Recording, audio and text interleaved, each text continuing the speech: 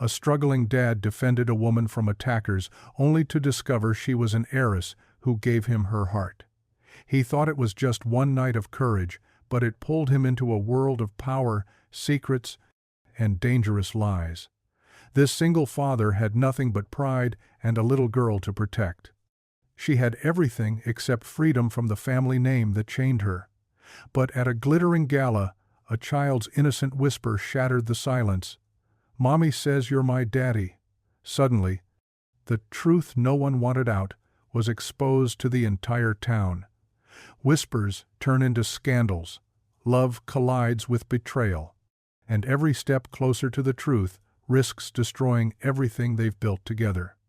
Can a struggling dad and a wounded heiress survive the storm, or will the secrets of the powerful tear them apart forever? Before we get into the story, comment below where in the world you are watching from today.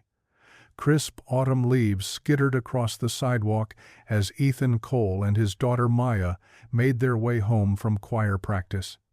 The streetlights cast a warm glow against the deepening dusk, and Maya's small hand was tucked securely in his as they shared a bag of kettle corn. "Daddy, did you hear how high I got on that last note?" Maya beamed up at him, her dark curls bouncing with each skip. "Sure did, sweetheart. You were soaring up there like a little bird." Ethan smiled, watching her pop another piece of kettle corn in her mouth. These evening walks were his favorite part of the day, just him and his daughter, sharing simple moments after a long shift at the garage.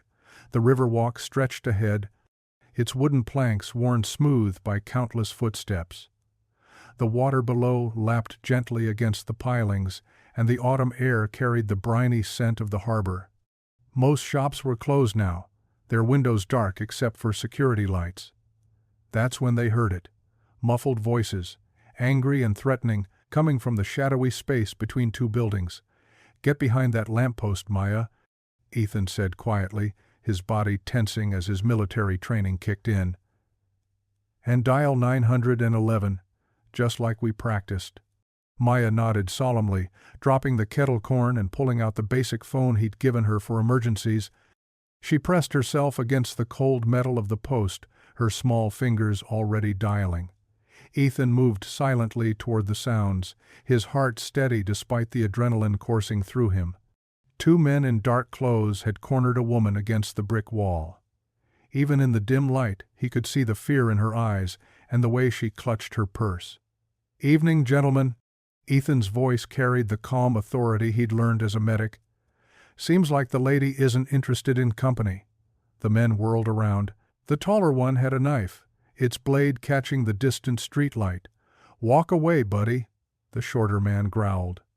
"This ain't your business." Ethan took a measured step forward, positioning himself between them and the woman. "Actually it is. My daughter's already called the police. You've got about 3 minutes to disappear before this gets complicated." The taller man lunged forward with the knife, but Ethan was ready. Years of training took over as he deflected the blade, using the attacker's momentum to send him stumbling into his partner. The movement was fluid, controlled, no wasted energy. "Last chance," Ethan said calmly, though his muscles were coiled tight. "Those sirens you hear? They're getting closer." The wail of approaching police cars cut through the night air. The two men exchanged glances, then turned and ran, their footsteps echoing off the brick walls until they vanished into the darkness. Ethan turned to the woman, keeping a respectful distance. "Are you hurt, ma'am?"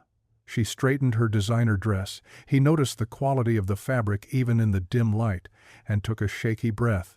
"No, I'm all right." "Thank you." Her voice was cultured, steady despite her obvious shock. "Daddy," Maya called out, still clutching her phone. "The police want to know exactly where we are." "It's okay, baby. Come here." Ethan held out his hand, and Maya ran to him, pressing against his side. He could feel her trembling slightly. The woman's eyes softened as she watched their interaction. "You have a very brave daughter," she said quietly. Blue and red lights flooded the alley as 2 police cars pulled up.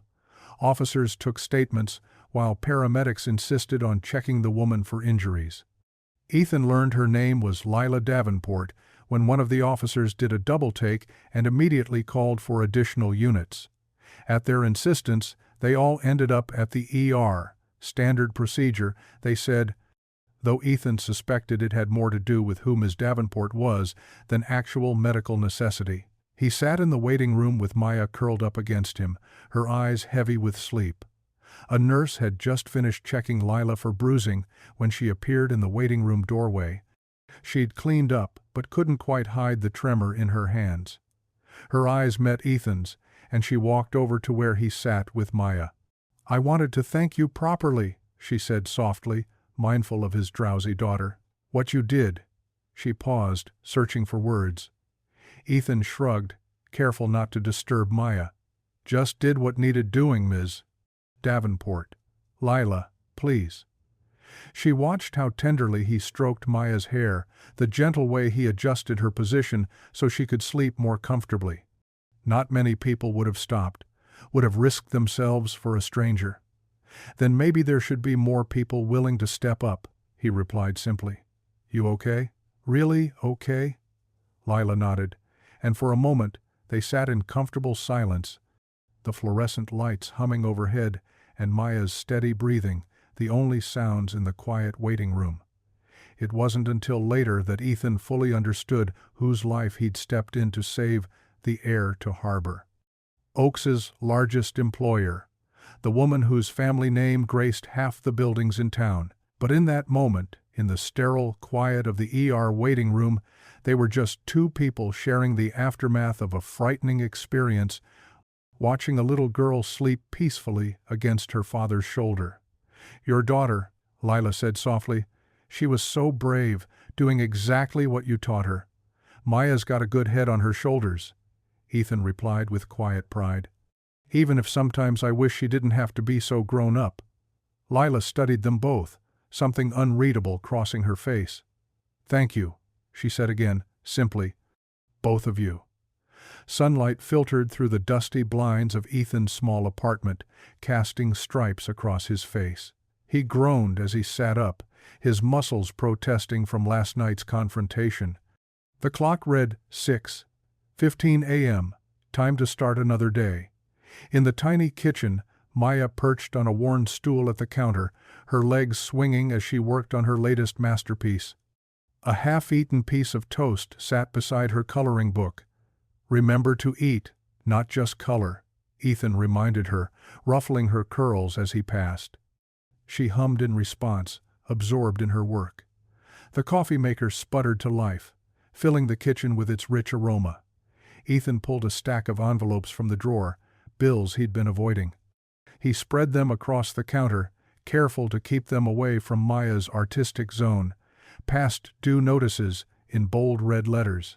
The private school tuition payment he'd somehow managed last month now loomed again. Maya's choir meant everything to her, but the numbers weren't adding up. "Daddy, look, I drew our house, but I made it purple." Maya held up her picture proudly. "That's beautiful, sweetheart." He smiled, quickly shuffling the bills into a pile. "Ready to head to Mrs. Johnson's?" Their elderly neighbor watched Maya before school started, a blessing Ethan couldn't afford to lose. He dropped Maya off with a hug and a reminder to be good, then drove the few blocks to Cole's Auto Repair. The morning sun highlighted the peeling paint on the shop's sign. Inside, the familiar scent of motor oil and metal greeted him. Ethan flipped through the appointment book, 2 oil changes and a brake check. Not enough to cover what was due. The bell above the door chimed around 10. A man in an expensive suit stepped inside, looking oddly out of place among the tools and grease. "Mr. Cole?" The man's shoes clicked on the concrete floor. "I'm James Wheeler, from Davenport Lines." Ethan wiped his hands on a shop rag. "What can I do for you?" "Ms. Davenport asked me to deliver these." Wheeler placed an envelope on the counter. "She's extremely grateful for your assistance last night." Ethan opened the envelope, his jaw tightening as he read, "Vouchers covering Maya's school tuition for the year. A proposed maintenance contract for the Davenport Lines local fleet. Dozens of vehicles that would keep his shop busy year-round. This is generous," Ethan said carefully, but unnecessary. Anyone would have helped. But they didn't, Mr. Cole. You did. Wheeler adjusted his tie. Ms. Davenport believes in acknowledging kindness appropriately. Kindness doesn't need a price tag. Ethan pushed the envelope back. Please thank her, but I can't accept this. The bell chimed again. Nana Ruth's familiar figure appeared in the doorway, her gray hair neatly wrapped in a colorful scarf. Morning, Ethan, she called out cheerfully. My old Buick's making that noise again. She paused, noting the tension in the room. Or maybe I'm interrupting something? Wheeler cleared his throat. I'll leave these for your consideration, Mr. Cole. Please review them at your convenience. He nodded politely to Nana Ruth and left. Ethan slapped the envelope down, with more force than intended. Nana Ruth raised an eyebrow, picking it up to read its contents. Well, she said softly. Looks like the Lord works in mysterious ways. It's charity, Nana Ruth. I don't need. Stop right there. Her voice carried the weight of decades of wisdom. Don't you dare finish that sentence, Ethan Cole. Pride is a sorry replacement for provision. She settled herself on the shop's only chair, her eyes kind but firm. Remember when Moses and them children of Israel were wandering in the desert? They needed food, and the Lord sent manna. Didn't come in a form they expected. Didn't come in a way they'd have chosen, but it came all the same. This is different, Ethan protested. Is it? Nana Ruth shook her head. Don't despise manna, son. God sends it how he pleases. Sometimes through ravens, sometimes through wealthy folks who need their cars fixed. She stood, patting his cheek like she had when he was a boy in Sunday school. Now, about that noise in my Buick. The rest of the day passed in a blur of oil changes and tire rotations. The envelope sat on his desk, demanding attention. As he locked up the shop, Ethan couldn't stop thinking about Nana Ruth's words. Later that evening, after a simple dinner of spaghetti, Ethan watched Maya doing her homework at their small kitchen table. Her brow furrowed in concentration as she worked on her math problems. Maya, honey? She looked up, pencil poised mid-equation. How would you feel about staying in the choir? Her eyes widened. But you said maybe we couldn't afford it anymore. Well, Ethan took a deep breath. Sometimes help comes in unexpected ways. If you want to stay, Maya's squeal of delight cut him off as she launched herself into his arms. Really? Really? He laughed, hugging her tight. After Maya went to bed, Ethan stood at the window, looking out at the quiet street. The envelope from Davenport Line sat on the coffee table, no longer feeling quite so heavy. His pride still bristled, but Maya's joy echoed in his heart. The maintenance contract would mean steady work. The school vouchers would keep Maya in her beloved choir. Maybe Nana Ruth was right. Maybe sometimes help came in ways you didn't expect, wrapped in paper that pride wanted to reject. Ethan watched a car pass slowly down the street, its headlights sweeping across the apartment walls. The gratitude in his heart warred with his independent nature, but Maya's happiness tipped the scales. Sometimes being a good father meant accepting help, even when it stung. The phone rang while Ethan was elbow-deep in an engine repair. He almost let it go to voicemail, but something made him wipe his hands and answer. Cole's Auto Repair. Mr. Cole? This is Lila Davenport. Her voice was warm but hesitant, like someone unused to making personal calls. Ethan straightened unconsciously. Miss Davenport, how are you feeling? Much better, thank you. There was a pause. I wanted to thank you properly for what you did, not through assistance or paperwork. That's not necessary. Please. She interrupted gently. Let me do this my way. Would you and Maya join me for dinner tomorrow evening? At my home? Ethan glanced at the grease-stained calendar on his wall. I don't want to impose. You wouldn't be. 7 o'clock? I'll text you the address. The next evening, Ethan and Maya stood before the wrought iron gates of the Davenport estate. Maya's eyes were wide as saucers, taking in the sprawling Georgian mansion with its white columns and perfectly manicured lawn. It looks like a castle, she whispered, clutching her father's hand. Ethan felt distinctly out of place in his cleanest pair of jeans and button-down shirt. He'd made sure Maya wore her prettiest dress, the one she usually saved for Christmas service. But standing before the mansion made him question everything. A uniformed guard buzzed them through. As they walked up the curved driveway, Ethan noticed security cameras tracking their movement. The front door opened before they reached it. "Welcome." The butler's tone was professionally distant. His eyes flickered over Ethan's clothing with barely concealed judgment. They were led through a marble foyer that could have fit their entire apartment. Maya's shoes clicked softly on the polished floor. In the grand living room, Lila rose from an antique sofa to greet them. "I'm so glad you came," she said, and her smile seemed genuine. She wore a simple blue dress that probably cost more than Ethan's monthly income, but her manner was warm. "Maya, I've heard you love to sing." Maya nodded shyly. Before anyone could say more, a man's voice boomed from the doorway. "Lila, darling, you didn't tell me we had guests tonight." Beau Davenport filled the room with his presence. His smile was picture perfect, but his eyes were calculating as they assessed Ethan. "Uncle Beau, this is Ethan Cole and his daughter Maya." Lila's voice carried a hint of tension. "Mr. Cole is the one who helped me the other night." "Ah, yes, our local hero." Beau's handshake was firm but brief. "Staying for dinner, are you? How?" "Nice." The dining room could have seated 20, but they sat at one end of the massive table. Staff moved silently, serving courses Ethan couldn't name. He noticed how they avoided eye contact, their movements stiff and formal. "Maya," Lila said during the main course, "I heard you sing in the children's choir. Do you like music?" "Oh, yes." Maya's face lit up. "We're learning a new hymn for Sunday. Would you like to hear it?"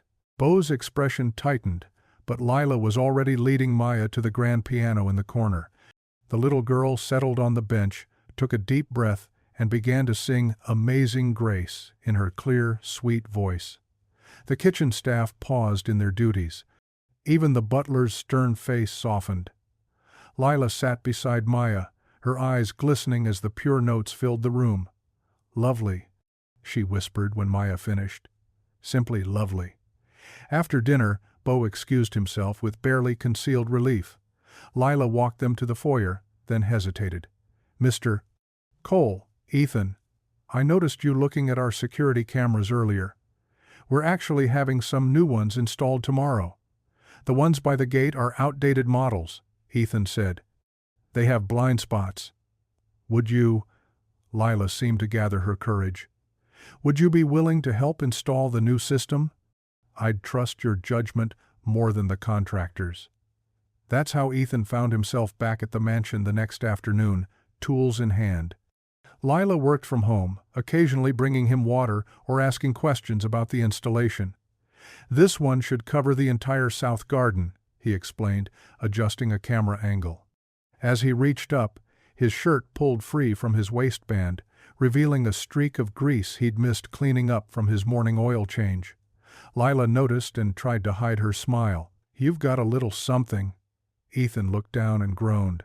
"Sorry." "Hazard of the trade." "No, it's—" She laughed, a genuine sound that transformed her face. "It's refreshing, actually. Everything here is so pristine all the time." Their eyes met, and for a moment the social gap between them vanished. Then a door slammed somewhere in the house, making them both jump.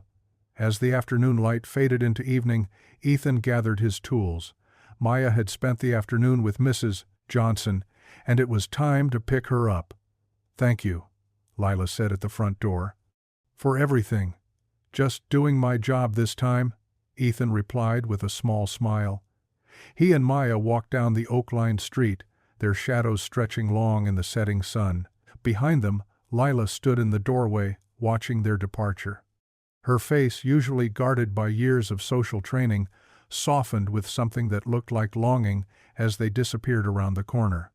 The Davenport mansion sparkled under the early evening sky, its windows ablaze with golden light. Cars lined the circular driveway, as Harbor Oaks's elite arrived for the annual charity gala. Ethan Cole stood on a ladder in the grand ballroom, making final adjustments to a security camera while staff bustled around him with flower arrangements and champagne trays. "Is it working properly now?" Lila asked from below, her voice tight with pre-event tension. "Almost done," Ethan replied, tightening the last screw. "This'll give you complete coverage of the main floor."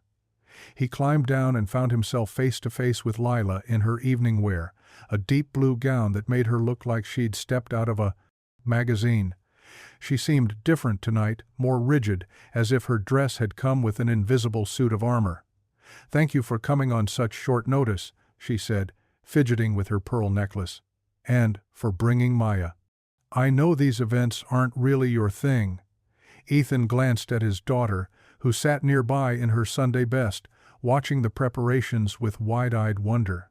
"She's been talking about nothing else all week." "Mr. Cole." Bo Davenport's voice cut through their conversation. He approached with his camera-ready smile. "Surely you're not planning to attend in work clothes?" Ethan looked down at his clean but casual button-down and slacks. "Actually, I asked him to stay," Lila interrupted, "and I had a suit delivered to the guest room upstairs. Second door on the right, Ethan." The suit fit perfectly, though Ethan felt like he was wearing a costume. When he returned downstairs, the ballroom had transformed. Crystal chandeliers cast rainbow sparkles across the marble floor. Ladies in designer dresses air-kissed each other's cheeks, while men in tuxedos discussed stock portfolios. Maya ran to him, her face glowing. "Daddy, look! Ms. Lila got me a new dress, too." She twirled, showing off her pale pink party dress. "You look beautiful, sweetheart," he said, straightening her ribbon. The evening progressed in a blur of classical music and polite small talk. Ethan stayed near the edges of the crowd, monitoring the security feeds on his tablet. Maya, however, had no such reservations. She flitted between groups of guests like a social butterfly, charming them with her innocent questions and sweet smile. "What a delightful child," he overheard one elderly woman say. "Though I wonder about her background." Ethan's jaw tightened, but before he could move, Lila appeared beside the woman. "Maya's father saved my life," she said clearly. "They're my honored guests." The woman had the grace to look embarrassed. Near the buffet table, Rosa Alvarez worked efficiently, replacing empty trays and directing other staff. Her young son Leo sat quietly in a corner, dressed in his best clothes, occasionally waving to his mother. Ethan had noticed him before, a well-behaved boy who often played with Maya when she visited the mansion. The evening reached its peak as Bo took the stage for his annual speech. The crowd hushed, champagne glasses raised. "Welcome, friends, to another wonderful year of the Davenport Foundation's commitment to our community." That's when it happened. Leo, who had been fidgeting in his corner, suddenly stood up. He walked straight through the crowd, his small shoes clicking on the marble floor. The room watched, curious, as he approached the stage. Bo paused mid-sentence, looking down at the boy with a practiced smile that didn't quite reach his eyes. "Yes, young man?" Leo's voice, clear and innocent, carried through the silent ballroom. "Mommy says you're my daddy." The silence turned to stone. Champagne glasses froze halfway to lips. Someone gasped. In the corner, Rosa's face drained of color. Ethan heard the distinctive click of a camera phone and saw a man scribbling frantically in a small notebook, a freelance reporter who often covered society events. The story would be everywhere by morning.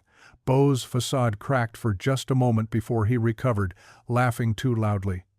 "Children say the most amusing things, don't they?" "Now, as I was saying." But the damage was done.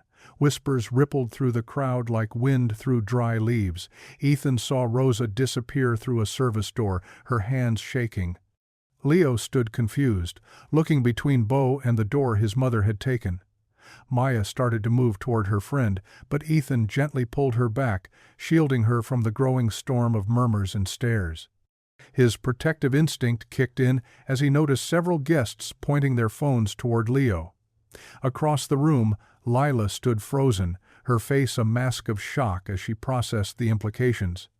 Her eyes met Ethan's through the crowd, and he saw in them the exact moment her carefully ordered world began to crack. The whispers grew louder. Surely not. The maid's boy? How dare she make such claims? Always knew there was something. Beau continued his speech, his voice slightly higher than normal, while Leo still stood at the foot of the stage, looking lost. The boy's simple truth hung in the air like a chandelier about to fall. Morning sunlight streamed through the windows of Cole's auto service, but the usual warmth felt hollow today. Ethan stood at his desk, staring at his phone. Text after text showed the same message: need to cancel my appointment. The local news website blazed with headlines: Scandal at Davenport Gala. Maid's SON claims here, shocking revelation rocks Harbor Oaks society. Questions arise about timing of claims. His office phone rang. Again, probably another cancellation. He let it go to voicemail.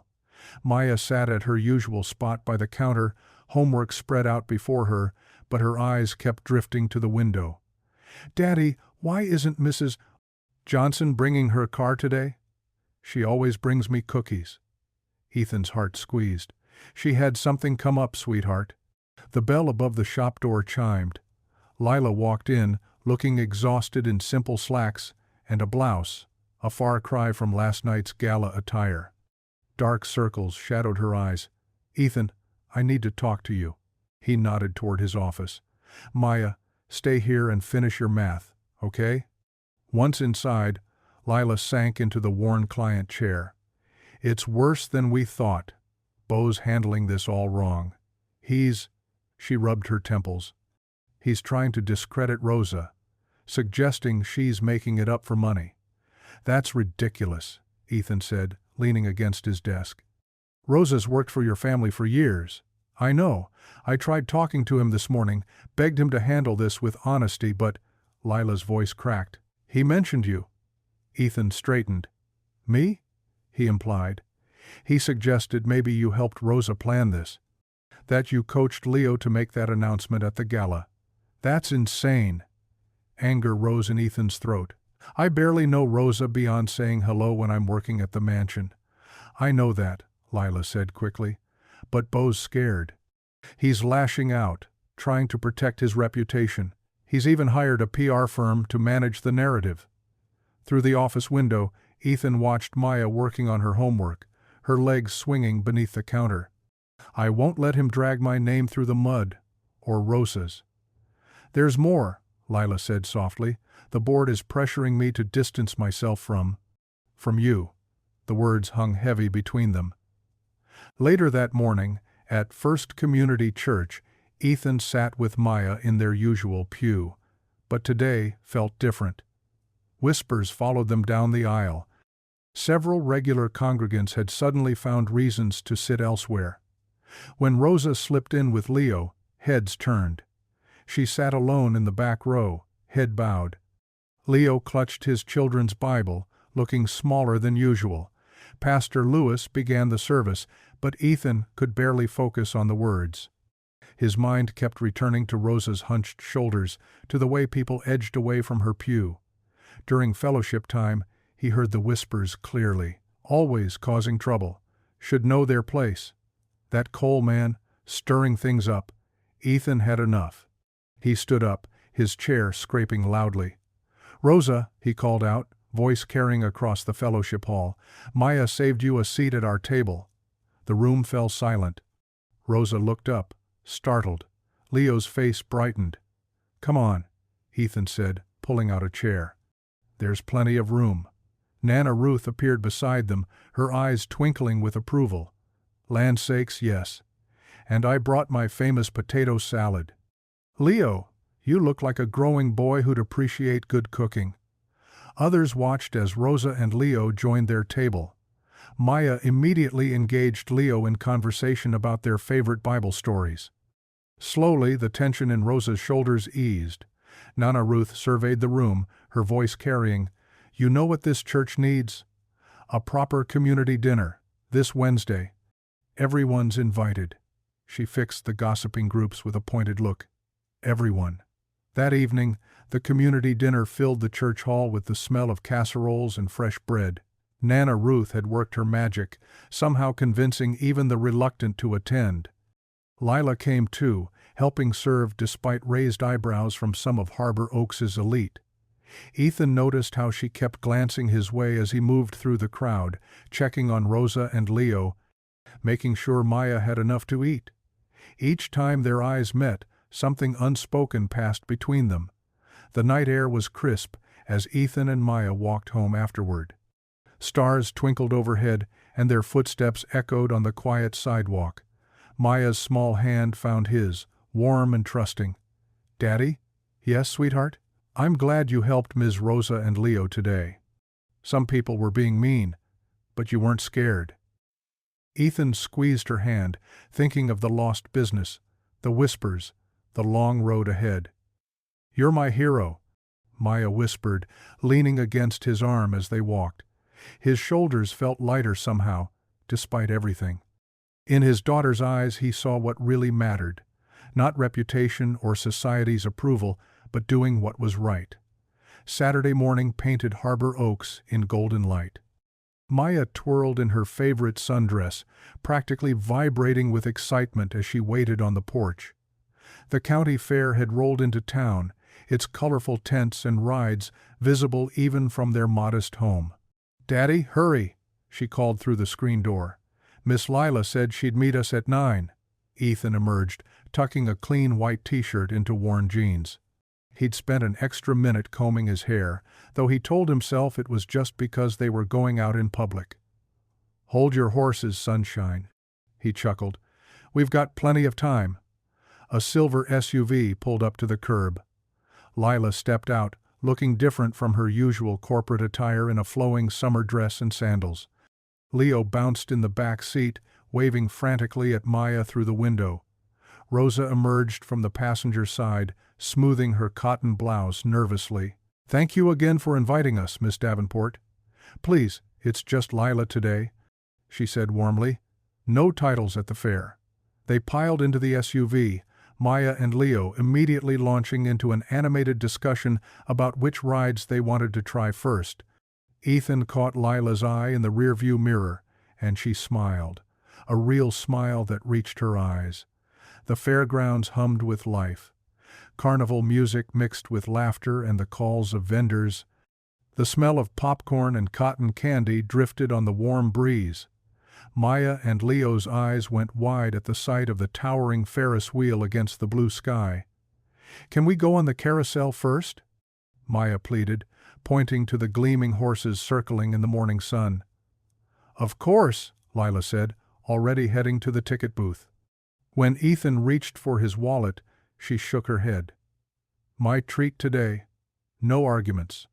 For once, Ethan didn't protest.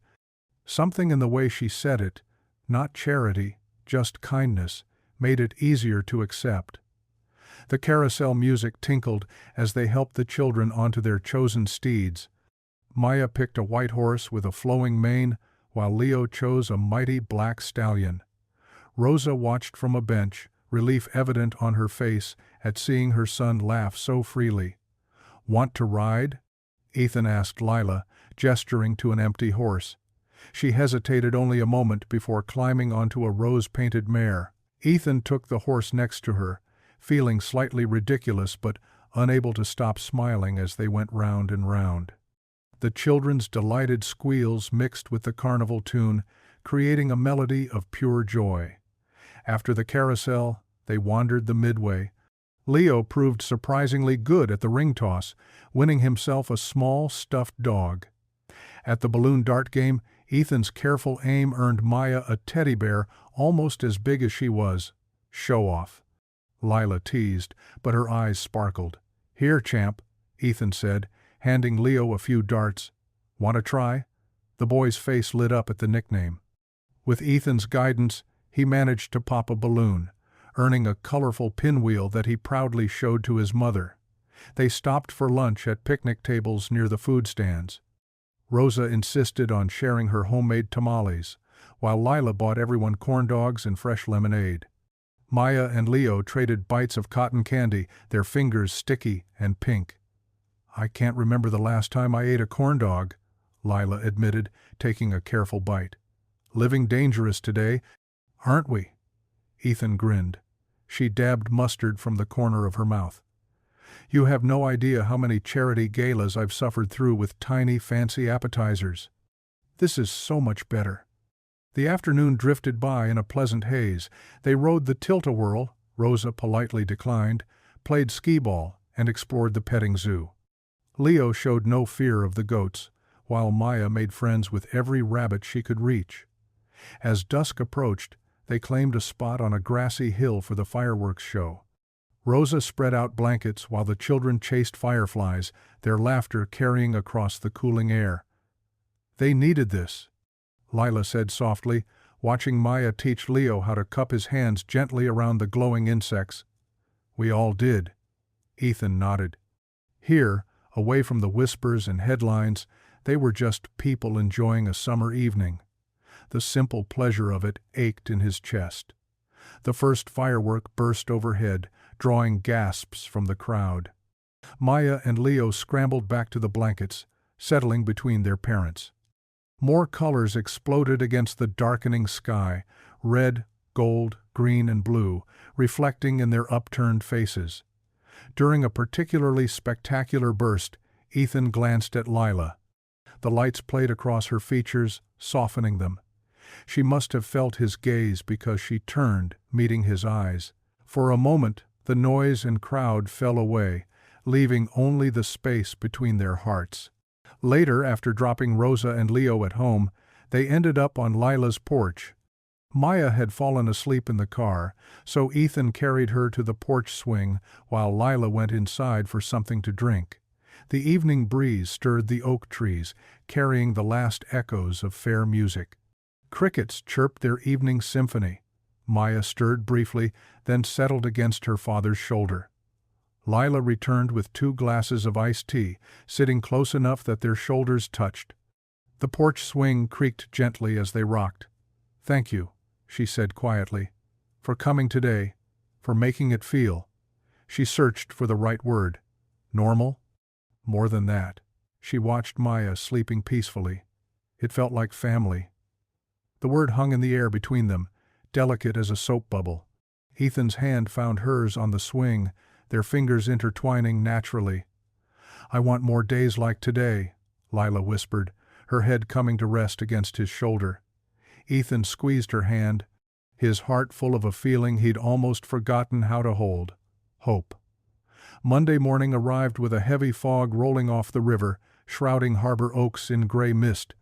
Lila sat in her office at Davenport Lines, reviewing damage control reports from the PR team about Leo's Gala revelation. Her coffee had long gone cold. A soft knock interrupted her thoughts. Caleb Pike, the company's security chief, stood in the doorway. His usual crisp appearance seemed slightly disheveled, his tie loose at the collar. "Ms. Davenport, do you have a moment?" His voice was low, cautious. "Privately?" Lila gestured to the chair across from her desk. "Of course, Caleb. What's on your mind?" He closed the door and sat down, pulling a manila envelope from his briefcase. "There's something you need to see." His hands trembled slightly as he spread several documents across her desk. "These are security logs from the night you were attacked on the Riverwalk." Lila's stomach tightened. She leaned forward, scanning the papers. They showed text messages, phone records, and surveillance photos. "I've been doing some digging," Caleb continued. "Those men weren't random thugs. They were hired by James Morton." "James Morton?" Lila's voice caught. "Bo's fixer?" "Yes. Look at these messages." Caleb pointed to a series of texts. "Morton coordinated with them, gave them your schedule. They were supposed to scare you, make you feel unsafe." The room seemed to tilt. Lila gripped the edge of her desk, reading the evidence with growing horror. The attack had been orchestrated by her own uncle's right-hand man. "Why are you showing me this now?" she asked, studying Caleb's face. He shifted uncomfortably. "Because what happened to you was wrong, and after seeing how they're trying to discredit Rosa and her boy," He shook his head. Sometimes a man has to choose between his paycheck and his conscience. Lila sat back, her mind racing. Does Bo know you have these? No. And I should warn you, these are only partial logs. Morton's careful, there's more evidence out there. But, Caleb stood up, I've already risked enough bringing you these. After Caleb left, Lila stared at the documents until the words blurred. Her hands shook as she reached for her phone and dialed Ethan's number. Can you meet me? She asked when he answered. It's important. They met at his shop during lunch. Maya was at school, and the garage was empty except for a few cars up on lifts. Lila spread the logs across Ethan's workbench while he read, his expression darkening. Your uncle orchestrated the attack? His voice was tight with anger. To what? Keep you in line? It makes sense now. Lila paced the concrete floor. The board meeting is next week. Bo's interim CEO position is up for review. He needed me rattled, dependent on him. Ethan wiped his hands on a shop rag, leaving streaks of grease. You have to take this to the board. With partial evidence? They'll say it's circumstantial, and Caleb could lose everything for bringing this forward. Then we get more proof. Ethan's jaw set with determination. Rosa's already agreed to a DNA test for Leo. That's one truth they can't hide. This could be another. Lila stopped pacing and faced him. The board meeting is in 6 days. Even if we find more evidence, Bo has powerful friends. He'll try to discredit everything. Then we build an ironclad case. Ethan stepped closer, his voice softening. You're not alone in this fight anymore, Lila. She looked up at him, seeing the same steady strength that had made him step forward that night on the Riverwalk. It could get ugly. They might try to hurt you, your business. They already are. He gestured to the nearly empty garage. But I'd rather stand with the truth and lose customers than stay quiet and lose my self-respect. They spent the next hour plotting strategy. Lila would quietly gather board support while Ethan worked his connections in town. Rosa would expedite the DNA test, and they'd document everything. As the lunch hour wound down, they walked to the Riverwalk, back to where their story began. The fog had lifted, leaving the air clean and clear. A cargo ship moved slowly downriver, its horn echoing across the water. Lila stopped at the spot where Ethan had found her that night. I was so scared then, she admitted, not just of those men, but of being alone with all these responsibilities, these expectations. And now? She turned to face him. Now I'm scared of different things, of failing, of letting down the people who trust me. She took a deep breath. But I trust you, Ethan, with all of this. His eyes met hers, warm and certain. Then we'll fight this together. The late morning sun glinted off the brass Davenport Lines logo as reporters gathered on the company steps. Camera crews jostled for position, while Lila stood at the podium, her cream blazer crisp against the autumn air. She gripped the edges of her prepared speech, then set it aside. Today, I'm announcing the creation of the Davenport Justice Fund, she began, her voice clear and strong. This initiative will support our employees and their families through education grants, emergency assistance, and particular focus on single-parent households. Murmurs rippled through the crowd. In the back row, several board members shifted uncomfortably. For too long, we've measured success purely in profit margins, Lila continued. But true wealth lies in how we care for our community. Every family deserves dignity. Every child deserves hope. Questions erupted from the press. Ms. Davenport, is this response to recent allegations? This fund represents our values, not our reactions, she answered firmly. We're committing $10 million initially, with ongoing revenue percentage allocation.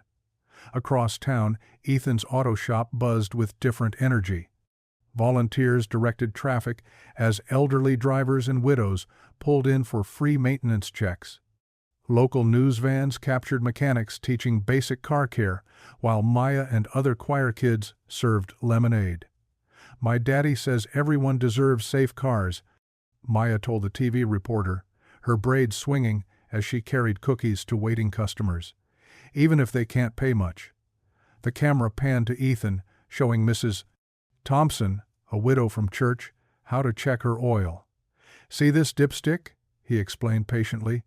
You want the oil mark between these two lines. The elderly woman patted his arm. You're a good boy, Ethan Cole. Your mama raised you right. Throughout the morning, more townspeople arrived, not just for car care, but to help. Teenagers washed windows, church ladies brought casseroles, and retired mechanics offered their expertise. The mood felt like a community fair. Rosa came by with Leo, carrying tamales she'd made. For the volunteers, she said shyly. Her smile, absent these past weeks, finally reached her eyes. Perfect timing. Ethan grinned, wiping grease from his hands. Everyone's getting hungry. Leo tugged at Ethan's coveralls. Can I help wash cars? Please? Sure, buddy. Ethan handed him a sponge. Just the lower parts, okay? By early afternoon, the church choir arrived for an impromptu performance. They set up near the garage doors, their voices rising above the mechanical sounds. Maya joined them, her clear soprano lifting the old hymns into the autumn air. Lila arrived during Amazing Grace.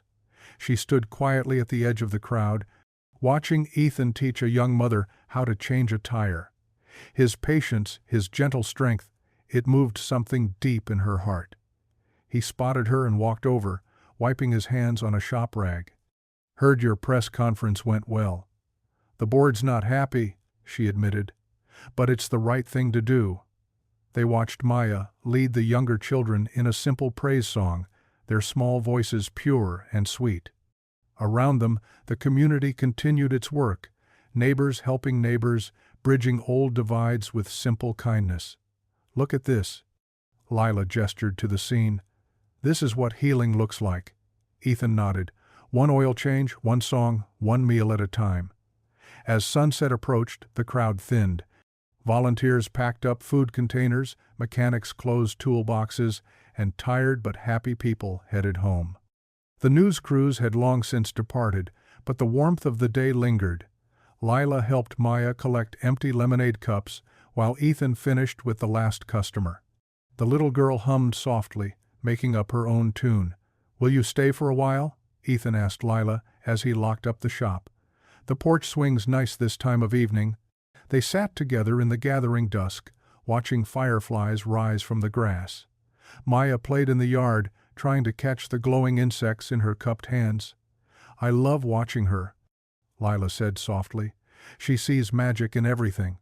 She reminds me of her mother that way, Ethan replied. Then, more quietly, but lately, she reminds me of you too, the way she stands up for what's right, no matter what anyone thinks. Lila turned to face him. In the soft evening light, his eyes held such tenderness it made her breath catch. Ethan, she whispered. He leaned closer, one hand gently cupping her cheek. The porch swing creaked softly as their lips met, a kiss as gentle as a prayer, as true as their shared hopes, as real as the lightning bugs dancing in the growing darkness. Maya's delighted giggle floated up from the yard. They parted slowly, smiling, their fingers still intertwined on the swing between them. The morning dawned gray and cold, matching the headlines splashed across Harbor Oaks's tabloids. Mechanics manipulation. Secret video shows truth behind Davenport scandal. Below the text. Grainy security footage showed Ethan and Leo in what appeared to be a heated conversation behind the Davenport mansion. Ethan stared at the paper on his shop counter, his coffee growing cold. The footage was from the day he'd fixed Lila's security cameras, but something was wrong. The timestamp had been altered, and the clip cut away just as he'd been showing Leo how to tie his shoelaces. The shop phone rang again. He let it go to voicemail, another angry caller demanding explanations. Maya sat at her usual spot, picking at her breakfast, too quiet. "Daddy?" she whispered. "Why are people mad at us?" Before he could answer, the crash came. Glass exploded inward as a brick sailed through his front window, sending Maya screaming under the counter. Ethan lunged to shield her, glass shards crunching under his boots. "Stay down, baby," he ordered, pulling out his phone to dial 911. Morning light filtered through the broken window, illuminating red spray paint across his shop's facade. Liar. Police arrived quickly, taking photos and statements. Officer Martinez, who'd known Ethan for years, looked uncomfortable. "We need you to come down to the station," he said quietly. "Just to answer some questions." "My daughter I'll call Nana Ruth," Martinez offered. "She can watch Maya while we sort this out." At the police station, fluorescent lights buzzed overhead as detectives showed Ethan more footage. Each clip had been carefully edited, making innocent moments appear suspicious. Him talking to Rosa at church, greeting Leo at the fair, even the night of the gala, when he'd simply helped the boy tie his bow tie. "Someone's gone to a lot of trouble," Detective Wilson noted, sliding photos across the table. "Care to explain why?" "Those clips are doctored," Ethan said firmly. "I never coached that child to say anything. Mr. Davenport's security chief suggests otherwise." Ethan's head snapped up. "Caleb Pike? He's provided evidence that you and Ms. Alvarez conspired to embarrass the Davenport family. Says you were hoping for a settlement." "That's a lie," Ethan growled. "Pike's the one who showed Lila proof that Beau—" He stopped, realizing suddenly. He played both sides. Across town at Davenport Lines, Lila faced her own inquisition. The boardroom felt arctic as executives reviewed the evidence. "The Justice Fund is frozen," Chairman Matthews announced, "pending investigation into your judgment." "This is ridiculous," Lila protested. "Those videos are clearly edited." "Are they?" Beau's smooth voice cut in. "Or did your mechanic friend play you for a fool?" "Security Chief Pike has provided sworn statements," Matthews continued, "about Mr. Cole's suspicious behavior, his financial troubles, his connections to Ms. Alvarez." Lila's hands trembled. "Pike? But he's the one who showed me," understanding dawned. "He sold information to both sides." "The board has lost confidence in your leadership," Matthews declared. "You'll step down temporarily while we conduct an internal review." Lila's phone buzzed, a text from her lawyer warning her to distance herself from the scandal. Another from Rosa. She was taking Leo and leaving town. Everything was unraveling. She drove to Ethan's shop, her heart breaking at the broken glass and cruel graffiti. A small group had gathered, some with phones recording, others whispering behind raised hands. News vans circled like vultures. Inside, Nana Ruth held Maya on her lap while cleanup crews worked. The little girl's eyes were red from crying. "Where's Ethan?" Lila asked. "Police station." Nana Ruth answered grimly. "They're questioning him." "This is my fault," Lila whispered. "I should have seen this coming." "Child, evil does what evil does," Nana Ruth replied. "Ain't your fault some folks prefer lies to truth." Maya looked up hopefully. "Can you make them stop being mean to my daddy?" Before Lila could answer, Ethan walked in. His face was drawn, eyes hard. He saw Lila, and something flickered across his features. Pain, betrayal, resignation. "Maya, go with Nana Ruth for a minute," he said quietly. Once they were alone, Ethan leaned heavily against his workbench. "Pike played us all, sold different pieces to different sides. Chain of custody is contaminated. Nothing we can prove now. Ethan, I'm so sorry." "The board, don't," he cut her off. "Just don't. I can handle being poor, being a widower. But having my character attacked? Having Maya scared in her own home?" His voice cracked. "I won't put her through this. We can fight this together," Lila pleaded, "once people know the truth." "Truth?" Ethan laughed bitterly. "Look outside. People believe what they want to believe. Poor mechanic trying to scam rich folks fits their story better than corruption at the top." "Please." Lila reached for his hand. He pulled away. "Protect Maya," he said, his voice hollow. "Stay away from me, both of us. It's better this way." Lila stumbled out, barely making it to her car before the tears came. She drove blindly, ending up at her mother's old cottage, a modest house she'd kept after her mother's death, though she rarely visited. Inside, dust sheets covered the furniture. Family photos lined the mantelpiece, showing happier times. Her mother's garden, visible through unwashed windows, had gone wild with neglect. On the coffee table sat the teddy bear Ethan had won at the fair, the one Maya had insisted she keep. Lila clutched it to her chest and finally let herself break down, her sobs echoing through the empty rooms. The autumn chill crept through the cracks of Ethan's auto shop as he worked silently under a rusted Chevy. His knuckles were raw from wrestling with stubborn bolts, but the physical pain felt almost welcome compared to the ache in his chest. The radio stayed off these days, no need to hear more breaking updates about the Davenport scandal. Maya's coloring corner at the counter sat empty. She was staying with Nana Ruth more often now, away from the whispers and stares. The thought of his daughter's forced smile when he picked her up each evening made his wrench slip, scraping skin. "Hand me that socket wrench, would you?" He called out of habit, then remembered his assistant had quit last week. Couldn't blame the kid, business had dropped to almost nothing. The bell above the door chimed. Ethan rolled out from under the car, ready to turn away another former customer, only to find Lila standing there. She looked different. Simpler clothes, tired eyes, but still carrying herself with that quiet dignity he'd first noticed. "You shouldn't be here," he said, wiping his hands on a shop rag. "Ethan, please, just listen. Nothing to say." He turned back to the Chevy. "Got work to do. The board froze all my accounts. The Justice Fund is suspended, but if we work together and give them more ammunition..." Ethan's voice came out harder than he meant. "They're already calling me a con man, saying I set up that whole rescue just to get close to you. No one who knows you believes that. Look around." He gestured to the empty shop.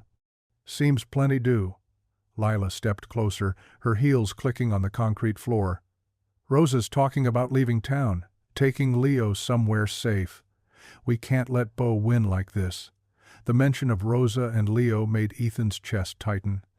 That little boy's brave whisper had started all this, and now his mother was planning to run. But what could any of them do against the Davenport machine? "Sometimes walking away is the smartest move," he said quietly. "Rosa's protecting her kid. I'm protecting mine. By hiding, that's not the Ethan Cole I know." He finally looked at her fully, letting her see the weight in his eyes. "Maybe you never knew me at all." The hurt that flashed across her face almost broke his resolve. But he remembered Maya crying over the cruel notes left in her school desk, and his heart hardened again. "Please go," he said. "Don't come back." After she left, Ethan sat heavily on his workbench, head in his hands. The shop felt colder than ever. Later that afternoon, Pastor Lewis stopped by, carrying 2 cups of coffee and that knowing look that always made Ethan feel transparent. "Saw Lila leaving earlier," the pastor said, settling onto a stack of tires. "Looked like she'd been crying. Not my problem anymore." Ethan accepted the coffee, but wouldn't meet the older man's eyes. "Funny thing about problems," Pastor Lewis mused, "they have a way of being everybody's whether we want them or not. What am I supposed to do? I can't fight the whole town. Can't fight Davenport money. Best I can do is keep my head down, take care of Maya. Is that what you're doing? Taking care of her? Or teaching her to run from injustice?" The words hit hard. Ethan set down his coffee with a sharp click. "That's not fair. Neither is what's happening to Rosa and Leo, or to Lila." Pastor Lewis's voice remained gentle but firm. "You know, sometimes I think we get so focused on not accepting help that we forget others might need to give it." "What's that supposed to mean?" "Maybe it's not about you accepting help, it's about letting others accept your help." The pastor leaned forward. "That night on the Riverwalk, did you stop to wonder if helping Lila would complicate your life?" "Of course not. She needed." Ethan stopped, seeing the trap. Pastor Lewis smiled. "Exactly. She needed help, just like she needs it now. just like Rosa and Leo need it. The question isn't whether helping will cost you. It always does. The question is whether the cost of not helping is even higher. Across town in the church basement, Nana Ruth sat surrounded by dusty boxes and old ledgers. Her arthritis complained as she sorted through decades of financial records, but something in her gut told her the answer was here. "Lord, if I'm on a wild goose chase, just say so," she muttered, adjusting her reading glasses. The basement smelled of old paper and forgotten memories. Ancient Sunday school artwork curled on the walls, and a broken communion set gathered dust in the corner. But Nana Ruth's focus stayed on the records.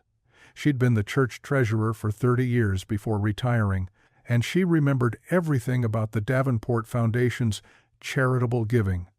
The way certain donations came through odd channels. The careful wording on certain requisitions. Her fingers paused on a ledger from 6 years ago. The spine was cracked, pages dog-eared from use. She opened it slowly, running her finger down columns of neat script. There, under Medical Assistance Fund, a series of payments to Harbor Oaks Women's Clinic, authorized through a subsidiary foundation. The dates lined up perfectly with Rosa's pregnancy, and the authorizing signature belonged to Pike Holdings, Beau's personal business entity. "Oh, you slick devil," Nana Ruth whispered, her heart pounding. "You covered your tracks, but you couldn't resist using tax-exempt funds, could you?" She checked the dates again, made sure all the documentation was intact. The evidence was clear. Beau had known about Leo from the beginning. He'd paid for Rosa's prenatal care through a maze of charitable funds, thinking no one would ever connect the dots. But God had a way of bringing truth to light. Nana Ruth's hands trembled as she lifted the ledger. In the dim basement light, these simple columns of numbers and signatures held the power to change everything. She thought of Rosa's gentle spirit, of Leo's bright smile, of Ethan's stubborn pride, and Leela's quiet strength. "Well," she said to the empty basement, "looks like it's time for a little churchly accountability." The church bells of Harbor Oaks rang clear and sweet across the Sunday morning air. Inside the empty sanctuary, sunlight streamed through stained glass, painting rainbow patterns on the wooden pews where Nana Ruth sat with Ethan and Lila. "The Lord works in mysterious ways," Nana Ruth said, her weathered hands carefully opening the old ledger. "But sometimes he leaves a paper trail." Ethan leaned forward, squinting at the neat columns of numbers and dates. Beside him, Lila drew in a sharp breath as she recognized the distinctive letterhead of Pike Holdings, her uncle's company. "These payments," Lila whispered, tracing the entries with her finger. "They match exactly when Rosa would have been pregnant with Leo. All routed through the Foundation's medical assistance program," Nana Ruth confirmed. "Your uncle was careful, but not careful enough. He used his own company to authorize the payments." Ethan's jaw tightened. So he knew. He knew all along about Leo, and he still tried to paint Rosa as a liar. "Not just that." Lila's voice trembled with anger. "He orchestrated that attack on me to keep me in line, then tried to destroy you when you got involved."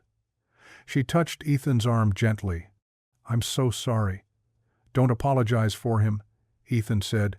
"But this changes everything." "Indeed it does."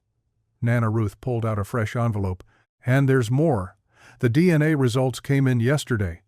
Lila took the envelope with shaking hands. The official letterhead of Harbor Oaks Medical Center seemed to glow in the colored light from the windows.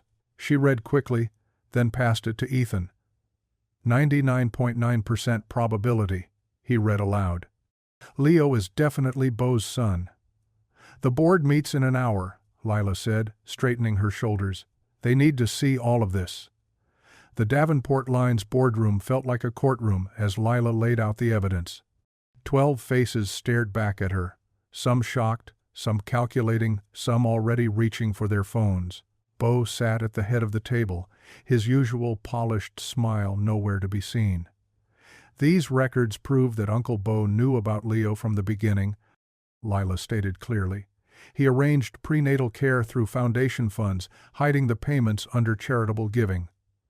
Murmurs rippled through the room. Beau's fingers drummed against the mahogany table. Furthermore, Lila continued, we have DNA confirmation that Leo is indeed my uncle's son. She placed the test results on the table. And there's evidence suggesting the attack on me was orchestrated to maintain control over my position here. These are serious allegations, one board member said carefully. They're not allegations. Ethan's voice cut through the tension as he stepped forward. They're facts. Facts that the police will be very interested in, especially regarding the assault setup. Beau's face had gone ashen.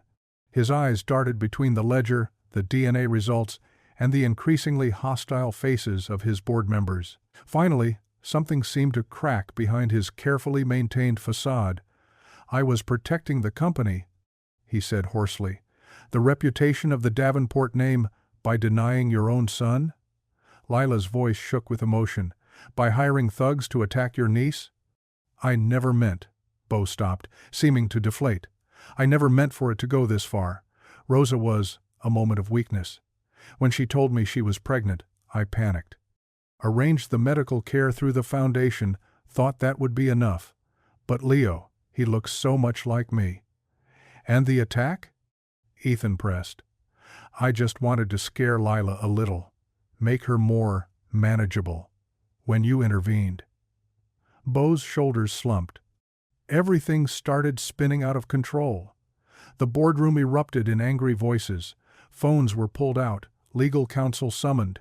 Through it all, Lila stood tall, her hand finding Ethan's. I move for an immediate vote of no confidence, one of the senior board members announced. Mr. Davenport's position is untenable. No need, Beau said quietly. He pulled out a folder, hands trembling slightly. I've prepared my resignation, and, he paused, pulling out another document. I've already established a trust for Leo. Half my personal holdings. It's the least I can do. And the police investigation? Ethan asked. I'll give them a full statement. Clear your name completely. Beau looked up, meeting Ethan's eyes for the first time. I owe you that much, at least. The next hour passed in a blur of signatures and legal declarations. Beau made a brief statement to the press waiting outside, admitting his paternity of Leo and his role in recent events. The police chief personally called to inform Ethan that all charges were being dropped. When they finally emerged from the courthouse into the bright afternoon sun, it felt like stepping into a different world. A crowd had gathered. Shop owners, church members, dock workers, and families. As Ethan, Rosa, and Lila appeared at the top of the steps, a wave of applause rolled through the crowd. Maya broke free from Nana Ruth's grasp and ran up the steps, throwing herself into her father's arms. Leo followed more shyly, but his face lit up when Rosa knelt to embrace him. The applause continued, swelling like a tide of relief and justice long delayed. Standing there in the sunlight, with Maya in his arms and Lila at his side, Ethan felt the weight of weeks lift from his shoulders. The truth had finally broken through, as bright and unstoppable as the autumn sun above them. Spring sunshine dappled through the live oaks lining Harbor Oaks' main street, where Ethan's auto shop hummed with steady business. The worn coal company sign had been freshly painted, and a cheerful banner announced expanded services for the town's growing fleet of delivery trucks. Inside, Ethan wiped his hands on a shop rag, surveying the orderly workspace with quiet pride. 3 mechanics now worked for him, their coveralls bearing the Davenport Lines logo alongside his own. The partnership had brought stability not just to his business, but to the whole waterfront district. Mr. Cole, a familiar voice called from the doorway. Rosa Alvarez stood there in her crisp blazer, holding a tablet. As Davenport House's new manager, she carried herself with newfound confidence. Just checking the final arrangements for tomorrow. Everything's set on our end, Ethan assured her, grinning. Though I still can't believe Lila talked me into getting married under those oak trees. They're beautiful this time of year, Rosa said. And it means something, no? The same trees that watched all of this unfold. They shared a knowing look, remembering the months of turmoil that had led to this moment. The scandal, the accusations, the truth that had finally broken through. It felt like another lifetime. "How's Leo doing with his part?" Ethan asked. Rosa's face softened. "Practicing his ring-bearer walk every chance he gets, and," she hesitated, then smiled. "Beau's been helping him. They spent an hour yesterday in the garden, getting the steps just right." It still amazed Ethan how much had changed. Beau Davenport, humbled by truth and grace, had slowly begun building a real relationship with his son. The weekly baseball games and homework help spoke louder than any public apology could. The afternoon passed in a blur of last-minute preparations. At home, Ethan found Maya twirling in her flower girl dress, scattering practice petals across the living room floor. "Daddy, look!" She spun again, her dark curls bouncing. "Ms. Rosa helped me learn to drop them just right, so they float instead of fall." "Beautiful, sweetheart." Ethan scooped her up, rose petals and all. "Ready for tomorrow?" "Ready." She hugged his neck tight. "And Lila said, after tomorrow, I can call her Mama, if I want to." Ethan's heart squeezed. "That's right. But only if and when you're ready." "I know." Maya's voice turned serious. "But I think Mama in heaven would want me to have a mama here too. To help me remember her." Ethan had to swallow hard before he could speak. "I think you're right, baby girl." The next morning dawned clear and perfect. The historic oak grove behind the church had been transformed with white chairs and flowing ribbons. Flowers spilled from every surface, their sweet scent mixing with the salt breeze off the river. The guests began arriving early, dock workers in their Sunday best, society ladies in spring pastels, mechanics still with grease under their fingernails despite their ties. Nana Ruth directed traffic from her seat of honor, dabbing at her eyes even before the ceremony began. Beau arrived quietly, taking a spot near the back. Leo immediately ran to him, proudly showing off his new suit. The sight of them together, grandfather and grandson finally acknowledged, drew approving murmurs from the crowd. The choir assembled, their voices lifting in harmony as Maya appeared at the head of the aisle. She scattered rose petals with artistic precision, beaming at the oohs and ahs from the guests. Leo followed, carrying the rings with careful dignity. Then the music swelled, and everyone rose as Lila appeared. She wore a simple white dress that caught the sunlight filtering through the oak branches. But it was her smile, radiant and real, that took Ethan's breath away as she walked toward him. Pastor Lewis's words rang clear in the hushed grove. "Dearly beloved, we gather under these ancient oaks, witnesses to both storm and sunshine, to join these two hearts." When it came time for the vows, Lila's voice carried strong and sure. "I promise to build our home on truth and grace, to love your daughter as my own, to face whatever comes hand in hand with you." Ethan's response was rougher with emotion. "I promise to stand beside you in all seasons, to protect and cherish our family, to keep choosing you every day of forever." The rings were exchanged, Leo beaming, as he performed his part perfectly. Then Pastor Lewis's proclamation echoed through the grove. "What God has joined together, let no one put asunder." Their kiss was sweet and certain, accompanied by applause and happy tears from the gathered community. Maya and Leo rushed forward for a family embrace as the choir burst into joyful song. The celebration stretched into evening, with tables set up under twinkling lights and children chasing fireflies across the church lawn. Finally, as the sun began to set, the newlyweds slipped away to their home, the modest cottage Lila had chosen over her family's mansion. They settled onto the porch swing, Maya curled against Ethan's side while Leo sat at Lila's feet. A pitcher of fresh lemonade sat nearby, glasses clinking gently in the evening breeze. Fireflies danced in the gathering dusk, their lights matching the stars just beginning to peek through the oak branches. From downtown the church bells chimed the hour, their melody mixing with the evening song of cicadas. Lila leaned her head on Ethan's shoulder, watching the children point out particularly bright fireflies. "Home," she whispered, contentment in every syllable. Ethan squeezed her hand, his wedding ring catching the last rays of sunset. "Forever," he replied simply.